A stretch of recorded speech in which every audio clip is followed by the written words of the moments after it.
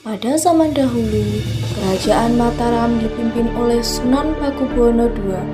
Pada saat itu, kerajaan dikuasai oleh Belanda. Akibatnya, timbul peperangan di mana-mana. Sunan Pakubuwono II sudah tidak dapat lagi mengatasi masalah yang ada di kerajaannya. Akhirnya, Sunan Pakubuwono membuat sayembara kepada semua orang. Pengumuman. Wahai para warga, ada sayembara dari Sunan Pakubuwono. Sayembara agung dari Sunan Pakubuwono atas nama kehormatan dan kebesaran Kerajaan Mataram. Sunan Pakubuwono mengeluarkan sebuah titah bagi siapapun yang gagah berani di antara kita. Barang siapa yang dapat mengalahkan dan mengusir Belanda dari wilayah Kerajaan Mataram, maka sebagai tanda penghargaan atas jasanya akan kuberikan hadiah tanah kekuasaan yang layak untuk diwarisi dan dikuasai oleh mereka. Kepada mereka yang berhasil, tak hanya tanah kekuasaan yang akan diberikan, tapi juga nama besar yang akan diabadikan dalam sejarah Mataram atas titah Sunan Pakubuwono. Sang adik dari Sunan Pakubuwono II, yaitu Pangeran Mangkubumi, mendengar sayembara yang diadakan oleh Sunan Pakubuwono II. Beliau lantas mengikuti sayembara tersebut karena kebenciannya juga terhadap Belanda. Aku akan mengikuti sayembara itu dan akan mengalahkan Belanda. Pangeran Mangkubumi bersama prajuritnya berperang melawan Belanda.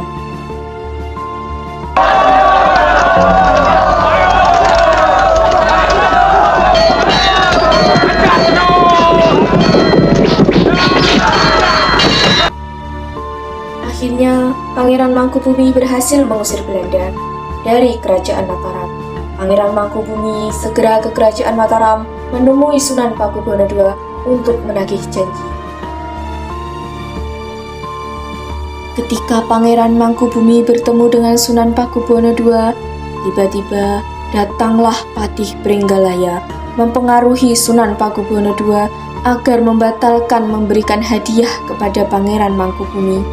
Sunan Pakubuwono terbujuk rayuan Patih Bringgalaya.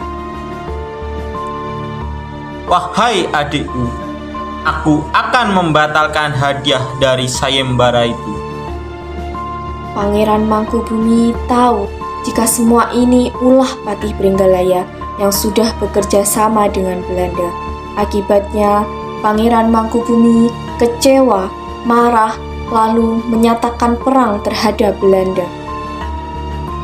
Kalian semua berdusta. Aku akan terus melawan Belanda.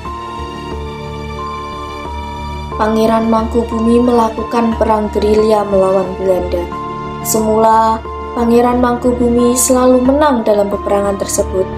Tetapi, setelah Belanda mendatangkan bala bantuan dari Semarang dan Batavia, Pangeran Mangkubumi mengalami kekalahan.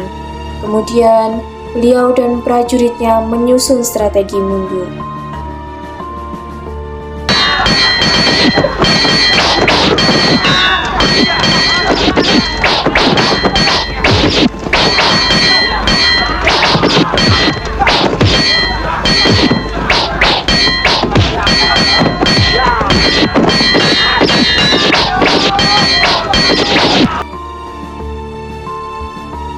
Pangeran Mangkubumi beserta para prajuritnya mundur ke selatan menyusuri daerah pesisir selatan menuju bagian timur untuk mencari dukungan melawan Belanda.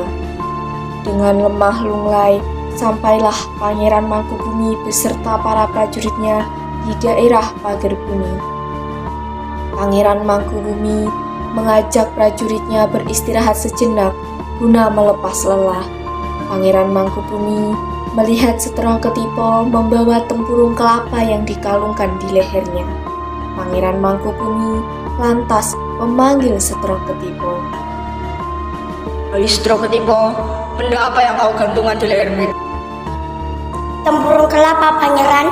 berisi buah pace yang direndam dengan air legen dari kelapa. Pace, kebetulan sekali saya sangat haus dan lapar. Boleh nggak saya meminumnya? Tentu saja, Pangeran. Ajaibnya, setelah meminum dan memakan buah pace yang telah direndam dengan air legen dari kelapa, perlahan-lahan kekuatan badan Pangeran Mangkubumi kembali kuat dan segar. Di samping itu, rasa lapar dan dahaganya juga hilang seketika. Apalagi pikirannya jauh lebih jernih dan tenang, seperti saat menang perang. Semangat berjuang untuk kembali. Stroketipo, mantra apa yang sudah kau masukkan ke dalam berdaman buah pace ini? Ajaib sekali buah pacemu ini. Mohon ampun, Pangeran, saya tidak memasukkan apa-apa. Apakah buah pace yang saya berikan tidak enak, Pangeran? Pangeran Mangkubumi memanggil semua prajuritnya. Hal itu membuat Stroketipo semakin bingung dan ketakutan. Wahai prajurit-prajuritku, dengarkanlah. Saya berjanji apabila kelak saya menjadi Raja Yogyakarta, kalian semua akan saya beri hadiah dan pangkat. Dan kamu, Stroketipo, berkat buah pace yang telah kau berikan kepadaku, maka daerah Pace Sapangetan ini akan kuberi kepadamu dan harus tetap di bawah kekuasaanku. Kemudian, Pangeran Mangkubumi melanjutkan perjalanannya bersama para prajuritnya.